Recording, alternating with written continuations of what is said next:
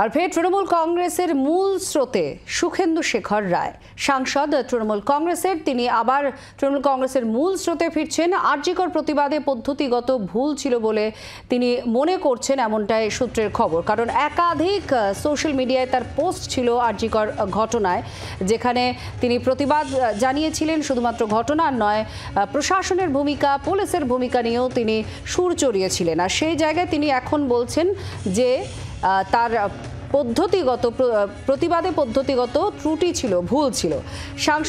বাকি তৃণমূল সাংসদদের সঙ্গে ফের তিনি মিলিতও হবেন। সংসদে বাকি তৃণমূল সাংসদদের সঙ্গে থাকবেন সুখেন্দু শেখর রায়, এমনই সূত্রের খবর পাওয়া যাচ্ছে। প্রবীর চক্রবর্তী আমাদের প্রতিনিধির সঙ্গে আছেন। প্রবীর, তাহলে কি তিনি ভুল স্বীকার করছেন, পদ্ধতিগত ত্রুটি ছিল প্রতিবাদে, এমনটা বলে যে যা করেছেন তিনি সেটা দলকে অস্বস্তিতে ফেলেছে এবং তিনি ভুল করেছেন? দেখো, সুখেন্দু শেখর রায়ের কাছ থেকে সেই বার্তাই গেছে যে তিনি যে মন্তব্যগুলো করেছিলেন, রাজ্য সরকারের বিরুদ্ধে ক্ষোভ প্রকাশ করেছিলেন, এটা তার ভুল ছিল এবং তিনি পুরো বিষয়টাতে অনুতপ্ত এবং অনুশোচনা করছেন। এই বক্তব্য জানিয়ে তিনি কুণাল ঘোষকে ফোন করেছিলেন দিন কয়েক আগে। কুণাল ঘোষকে তিনি ফোন করে পুরো বিষয়টা জানিয়েছেন এবং একথা জানিয়েছিলেন যে তিনি দলনেত্রীর সঙ্গে থাকবেন, অন্য কোথাও যাবেন না।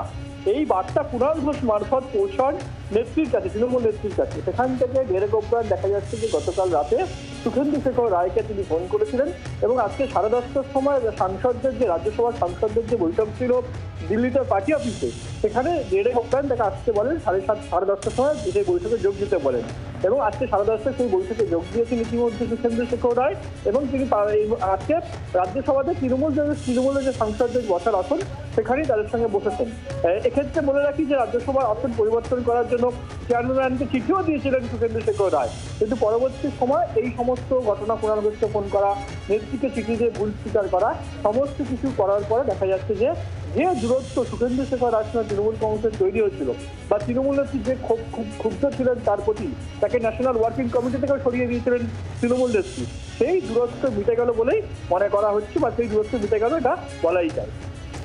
অনেক ধন্যবাদ। প্রবীর চক্রবর্তী আমাদের প্রতিনিধির সঙ্গে ছিলেন। আপনারা শুনলেন যে অনুতপ্ত তিনি এবং তিনি ভুল করেছেন। আরজিকরের ঘটনার প্রতিবাদের যে পদ্ধতিগত ত্রুটি তিনি বলছেন সেটাই তিনি অনুতপ্ত। কুণাল ঘোষকে তিনি ফোনও করেছিলেন এবং সেই বার্তা শীর্ষ নেতৃত্বের কাছে পৌঁছেছেও। তিনি মূল স্রোতে, এবার দলের মূল স্রোতে অ্যাটাচ হতে চাইছেন। আর তার যে দলের যে বিভিন্ন বৈঠক, সেই বৈঠকেও তিনি থাকবেন বলে এখনো পর্যন্ত খবর।